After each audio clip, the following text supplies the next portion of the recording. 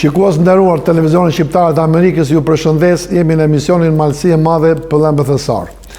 Nëse shkojmë mbrapa viteve dhe mendojmë se si ka qenë malësia e malësorëve dhe shqiptarëve në Malinezi, kemi ndryshime rrënjësore.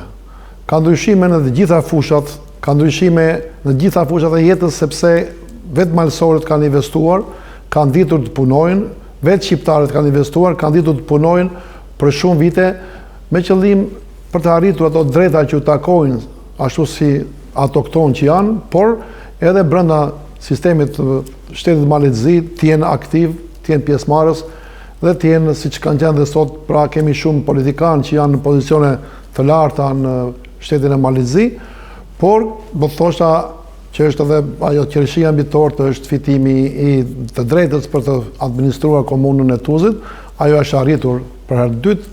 Mendoj se do të jetë e përjetshme, sepse ashtu janë vetë shqiptarët të përjetshëm në atë kohë dhe njëkohësisht ka fushat cilat janë se që janë investimi që kanë bërë vetë malësorët aty, por kanë bërë dhe investime nga diaspora në Malësit, cilët kanë sjellë një zhvillim, i kanë dhënë dhe një impuls jetës më të madhe.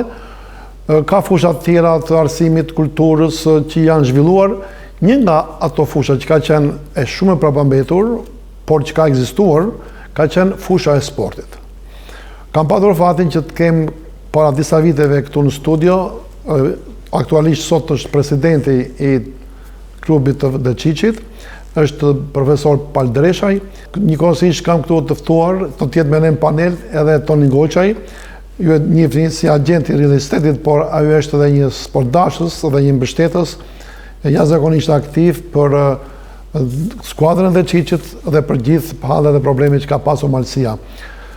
Mi se ke ardhur president në këtë bisedë, mendoj se do të kemi një bisedë jashtëzakonisht të gëzueshme, se jemi mbas shumë sukseseve, por fillimisht do të uroj mirëseardhjen në këtë bisedë që jemi bashkë në Viper. Mirësevizeta Gani, Faleminderit për ftesën dhe njëkohësisht përshëndes ju në studio dhe tonën gjithashtu dhe përshëndes të gjithë shqetësuesit e Alp TV USA, kudo që ndodhen. Të falenderoj, njëkohësisht do të them mirëseardhjen edhe ka ardhur Toni Goçaj, të falenderoj shumë pasi gjithmonë keni qenë aktiv dhe keni qenë edhe pjesëmarrës në këto aktivitetet që ka televizioni. Mirë se ka ardhur. Mirë se kam gjetë, faleminderit edhe një herët për ftesën, si mua si pali që të jem prezent në përmes ekranit të televizionit të shqiptarëve të Amerikës për të biseduar pak a shumë për klubin e Deçiçit. Do ta kem shumë të lehtë bisedën me juve, pasi juve, zoti Dresha, jeni një president shumë i suksesshëm, nga ana tjetër, qoftë për të shtuar për sukseset, qoftë dhe për oponencë, do të jetë dhe zoti Goçaj këtu për të diskutuar dhe për të sjellë një informacion nga e kaluara, edhe si pyetje e parë do të jetë si e gjetët juve aktualisht kur shkuat në detyrën e presidentit të klubit Deçiçi. Pra, si ishte gjendja në përgjithësi në atë kohë? Siç e din pothuajse të gjithë se të drejtat themeluese ndaj klubit të Deçiçi me 2019 mori mbi supet e veta komuna e Tuzit. Dhe në momentin që unë hyra në klub, natyrisht si presidenti i klubit, e gjeta një gjendje katastrofike. E gjeta një grup lojtarësh që ishin në grevë sepse nuk kishin rroga me muaj të tëra. E gjeta një administrat, pra pa administrat, pa asnjë njeri. E gjeta një infrastruktur të mjerueshme, me borxhe të shumta, gjithashtu në aspektin sportiv. Ishte klubi duke rënë nga liga e dytë në ligën e tretë, do të thotë para shurjes. Nuk kishte akademi fare. Dhe klubi fatkeqësisht në ato muaj, në ato disa muaj, ishte dhe i pa regjistruar në Ministrinë e Sportit. Pra ishte pranë shurjes. Dhe krejt kjo ishte si pasojë e neglizhencës, mosdijes ose mosdashjes të strukturave të udhëheqëse që ishin me parë. Shumë faleminderit. Zoti Goqaj, si kujtoni juve ato periudhë?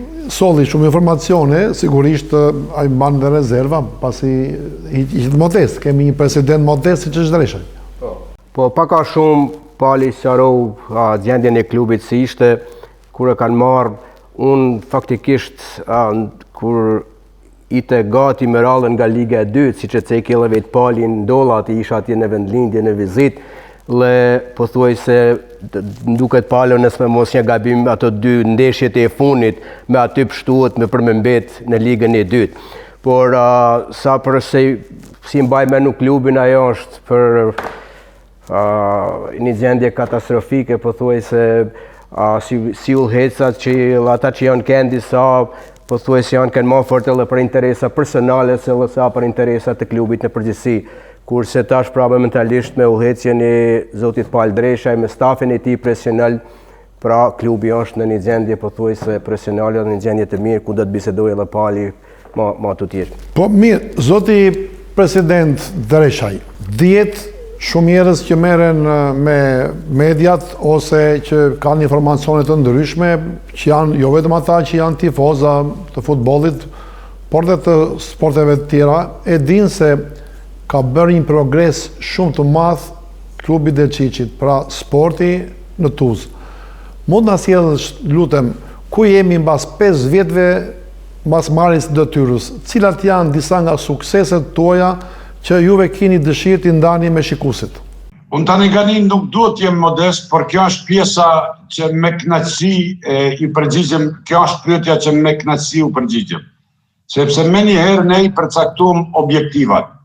Mbetemi pra në Ligën e 2 në gjysmë sezonet dhe me njëherë vitin e ardhshëm u nxitëm ekspres, pra pa diskutim u nxitëm në kategorinë e parë dhe për 4 vite udhtim në kategorinë e parë ne nga aspekti sportiv realizuam rezultate historike. Pra 2 herë, nëse dhe këtë vjet tani 3 herë finalist të kupës së Malit të Zi, 3 herë pjesëmarrës në garat evropiane dhe 1 herë, pra vitin e kaluar, fituam dhe titullin kampion i Malit të Zi. Gjë që ishte e pa imagjinueshme para 5 viteve të flasim për këtë. Mirë po, nga aspekti i rezultateve dhe ky ishte një objektiv i yni. Ne objektiva tjera i kemi përcaktuar dhe i kemi realizuar pothuajse të gjitha 100%. Para se të shkojmë tek objektivat, çfarë keni arritur? Pra mund të sjellësh informacione të fushës të sukseseve? Po, atë isha duke vazhduar ne. Ne kemi ngrit burimet njerëzore në kapacitetet në administrat. Pastaj kemi shkolluar kuadrin profesional të trajnerave. Kemi ngrit akademin që nuk ishte më parë, ishin një 10-12 djelmosha, tani i kemi mbi 250 fëmijë nga Tuzi dhe Malësia që praktikojnë futbollin. Gjithashtu, kemi ndërtuar dhe në infrastrukturë. Me njëherë kemi banë ndryqimin e 2 fushave, fushës qendrore dhe fushës nimse.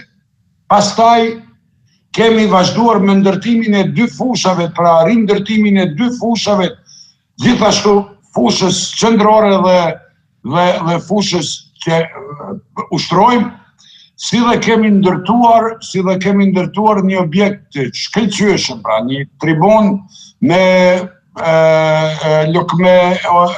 lokale përcjellëse krejt çka i nevojitet në klubit bashkohor në Malë të Zi dhe pse jo edhe në Evropë. Dhe krejt këto i kemi realizuar për këto 5 vite punë. Zoti Goqaj, zoti Dreshaj solli gjithë këto suksese dhe e shkoi shkurtër 5 vjet. Shumë e shkurtër. Si e ke përjetuar juve dhe gjithë bashkëtarët tanë që janë nga zonë? Po, për sukseset e tyre pra mrena 5 vjetëve që është e pa imagjinueshme se si kanë arrit në atë kohë të shkurtër Pra duke marrë parasysh se si ishte klubi, në cilin gjendje ishte para 5 vitesh Vllësinjasor. Unë pata fatin që të isha atash kur mbarua stadiumi i ri, tribunat e reja, të marrë pjesë në Ndorë kur isha atje dhe shikjova disa ndeshja të sbashkut me Palin, një mrekulli, një bukuri e veçantë, një stadium pothuajse me të gjitha standardet evropiane. Përveç se stadiumi i bukur pothuajse ai stadium e ka zbukuruar dhe Tuzin dhe Malsin. Dhe unë të them të vërtetën, klubi futbollit Deçici unë e konsideroj edhe një si projekt zhvillimor, me qenë se ndoshta Pali do të cekin më vonë se sa janë të punësuar në klubin e Deçicit në krahasim se si që janë kënë më parë. Mire e theksoj Toni e potencoj këtë detaj. Nëse para 5 vitesh kjo zonë e Tuzit, e komunës e bashkisë, ishte një njoll e zezë për komunën tonë. Vend ku takoheshin i quaj